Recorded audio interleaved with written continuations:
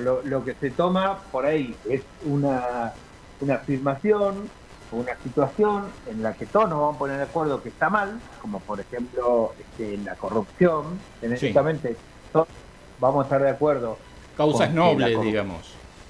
claro, causas nobles o que no son discutibles o Mm. cuestiones que tienen que ver con el cuidado de personas desvalidas y un montón de otras, pero la conectan con hechos que en realidad no tienen una conexión.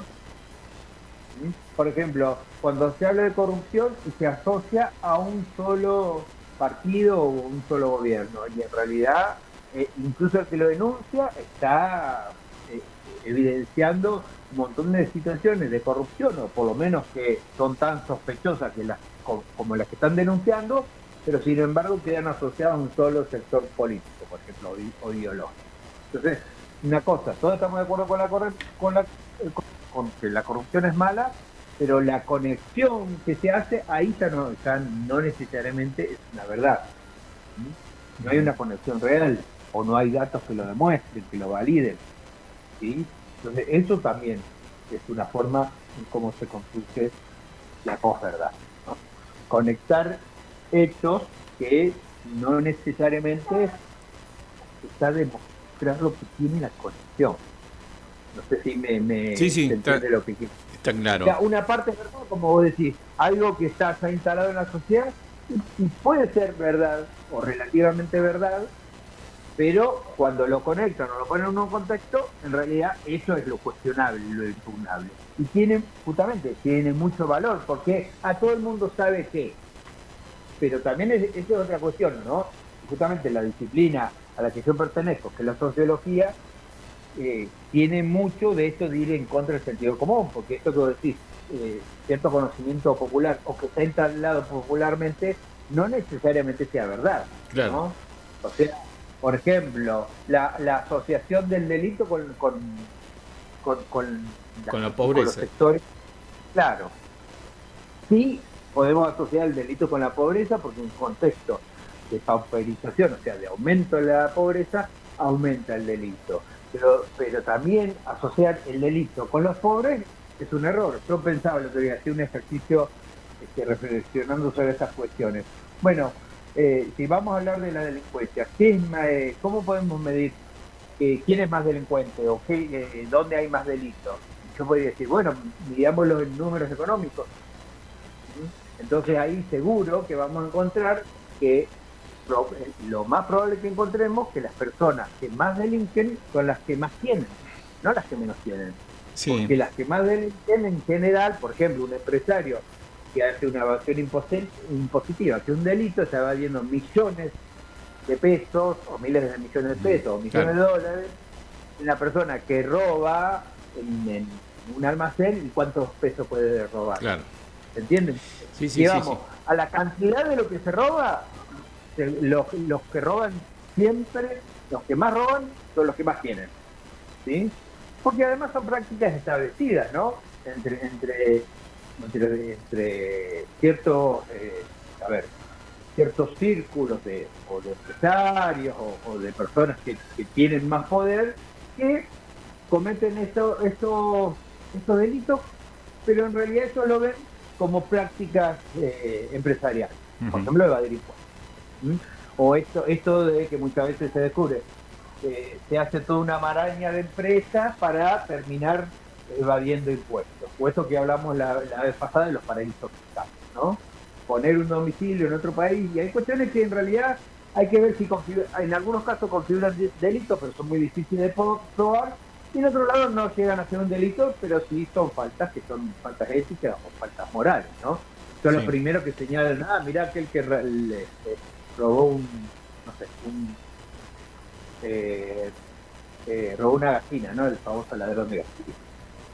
Entonces, bueno, hay toda una discusión de esto. Entonces, digo, pero desde ese dato podrías hacer caer este saber popular de que dicen, no, los pobres roban y los ricos supuestamente no. Y lamentablemente eso está detrás de muchas decisiones de Claro. las personas cuando aceptan a personas que son dirigentes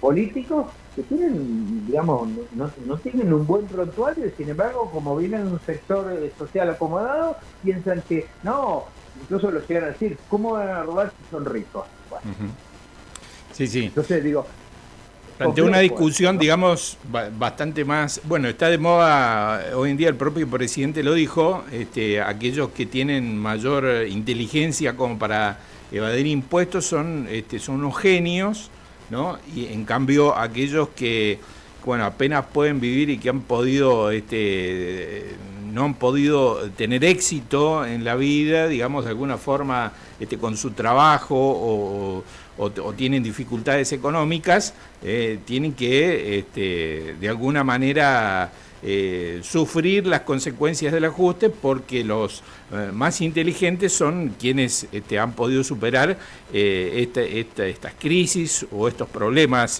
para subsistir, ¿no? Bueno, totalmente. Ahí vos fíjate que configura lo que yo te planteaba. Una persona que tiene un prestigio importante, Claro. En este caso, por el hecho de ser el presidente de los argentinos, porque votó, porque fue el resultado que ganó una elección, y eso le da una legitimidad de origen, entonces plantea algo que es un disvalor. O sea, hasta que no rediscutamos nuestras sociedades, hoy día la estructura, y él mismo lo está negando, o sea, con su acto, él habla todo el mundo, en caso particular del presidente, habla de que son unos tontos los que pagan impuestos, pero él sigue con la misma estructura impositiva, no la ha variado. No es que ha bajado los impuestos para impulsar a la empresa, no, salvo casos puntuales de empresarios puntuales a que sigue subvencionando o a que les da algún beneficio impositivo puntual, sigue manteniendo un Estado con un nivel tributario normal. Fernando, sí, en relación a este tema, digamos, a lo que dijo el presidente puntualmente, ¿no? En relación a que no es cierto que la gente no llega a fin de mes porque si no habría cadáveres en las calles. Digo, parece raro estar discutiendo si esto es verdad o no, digamos, ¿no? Me parece que acá está un poco lo grave de la situación. De la posverdad, las afirmaciones simplistas que, digamos, para discutirlas por ahí hay que argumentar demasiado cuando en realidad se supone que son valores que ya estaban establecidos. O sea, no es necesario esperar a que la gente, que aparezcan muchos cadáveres en la calle para reconocer que la gente no la está pasando bien. O sea, es una discusión, incluso esto funciona como cortinas de humo. Terminamos discutiendo que lo mal que hizo el presidente en decir algo, o lo bien, porque habrá quienes lo defienden ciegamente, en vez de discutir el hecho de que efectivamente la población todos la estamos pasando mal, ¿no? Más allá que algunos le contestaron, miren, cadáveres hay porque está aumentando en forma importante los indigentes que aparecen muertos en la calle. Y ese es un dato, o sea, no está lleno de cadáveres, pero hay mafia. Pero bueno, más allá de eso, terminamos discutiendo el que dijo, el que se insultó, el que se peleó con un niñito discapacitado, y se arma toda una maraña, y eso corre el eje de la discusión. Acá, digamos, o por qué el dato que da el INDEC es mentiroso o por qué no es mentiroso, ¿no? El tema de que bajó la cantidad de pobres, y en realidad se cambió la forma de medir, entonces no son comparables los indicadores, pero en el día a día todos sabemos si llegamos mejor o peor que antes a fin de mes. Que después uno quiere discutir otra cosa, es otro plano de discusión, porque uno puede decir, bueno, yo entiendo que es un proceso que había que pasar porque es un sinceramiento de la economía, porque después vamos a mejorar. Bueno, eso sería otra discusión, pero nos quedamos discutiendo alrededor de posverdad, porque la publicación del índice del INDEC, por cómo se lo enmarca ese dato en el discurso, es una mentira, es posverdad. O sea, posverdad también es una forma de decir que es mentira. Me están mintiendo. Pero tiene ese efecto, ¿no? Son afirmaciones simplistas que se aprovechan justamente de que hoy día nos manejamos con mensajes efímeros, por las redes sociales, por los mismos medios tradicionales también se adaptan un poco a esto, ¿no? El aumento de la velocidad y la fragmentación de la circulación de la información. Y eso es lo que hablan todos los comunicadores. Digo, te apelo a vos como comunicador que sos. Sí, sí. ¿Sabés? De eso se trata, ¿no? La Exacto. velocidad y toda la fragmentación. Esto es muy fuerte, ¿no? Porque pasa todo el tiempo. Estamos todo el tiempo viendo, no sé, una noticia terrible que involucra catástrofe y inmediatamente nos muestran la última pelea entre Icardi y Guandanara o Pampita y Vicuña, ¿no? Sus historias amorosas. Sí, Y sí. es así, es un bombardeo de información que no alcanza a procesar y ahí, digamos, en el campo de cultivo de la posverdad. Porque dicen algo y decís, esto que vos decís, ¿cómo puede ser que estemos discutiendo semejante barbaridad? Y si hay cadáveres o no en las calles, o si es necesario que haya cadáveres. Parecía ser una discusión que hace 20 años nadie la daría. Y eso que hace 20 años fue la época de Menem, que se parecía en algunas cuestiones. No digo, es muy fuerte que tengamos que discutir esto, Sí, sí. ¿no? Muy Los fuerte. argumentos para sostener que se esté destruyendo el sistema de protección que implica la ley de discapacidad, que dicen, no, porque habría que votar la ley ya está votada, ahora resulta que es otra ley para que se cumpla la primera ley. Es una locura, ¿no? Y Sí. es una destrucción además en el plano económico. O sea, yo pensaba hoy, ¿no? Escuchaba a un investigador del CONICET que explicaba cómo se estaba achicando el sistema de investigación, que es terrible, ¿no? Y sobre todo te corren por los bajos sueldos, ¿no? Hay docentes de la universidad que están manejando Uber de forma paralela para llegar a fin de mes. O sea, Sí. a esos niveles hemos llegado. Entonces, para llegar a fin de mes, a mantener un nivel de vida que ya estaban acostumbrados a tener, no es que van a revolver bolsas de basura todavía los profesores universitarios, pero tienen que salir a tener algún otro tipo de empleo. O muchos te dicen, no, yo doy clase, pero vivo de otra cosa. Bueno, eso siempre puede haber pasado, pero había antes muchos que vivían de las clases, ¿no? Y tienen que salir a hacer otra cosa que no tiene nada que ver, y por supuesto es lo que te va corriendo de la Bueno, universidad. Yo digo, en no, el ámbito de la comunicación, esto también hay una crisis muy grande y también hay una situación que, bueno, va a tener un efecto, sin lugar a dudas, devastador, porque, bueno, esto de la posverdad, de la desinformación, de la fake news, de la opinión, de ejercer la libertad de opinión y la libertad de prensa, está siendo gravemente vulnerado en nuestro país. Y es una cuestión que por ahí no se advierte, pero que está trayendo consecuencias graves, porque la gente, primero se vulnera el derecho a la huelga, después el derecho a la opinión, a la información veraz. Bueno, y todo esto tiene una consecuencia realmente muy grande en la opinión pública y en cómo la clase política ejerce el poder sin ningún contralor prácticamente. y sí, una de las cosas que está pasando es la concentración cada vez más de los medios de comunicación, que donde justamente lo que no va a darse la pluralidad de opiniones. Estamos hablando de pluralidad, o sea, ni de un lado ni de otro, sino de todas las voces. Porque obviamente, eso que vos decís, si se aumenta la precarización a nivel laboral, a nivel posibilidades de desarrollarse en el ámbito, por ejemplo, del periodismo, claro, ¿qué es lo que pasa? Y los grandes medios tienen cada vez más poder de transmitir mensajes y mensajes únicos, ¿no?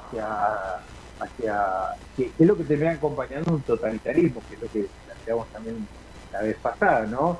Que podemos estar pensando en un gobierno autocrático o totalitarista. Y después el problema es que muchos que al principio lo apoyan por distintos motivos, no se dan cuenta que caen en la trampa, porque en algún momento les va a tocar. O sea, un gobierno totalitario gobierna para sí mismo, no gobierna para nadie en particular, no tiene ningún tipo de lealtad hacia nadie.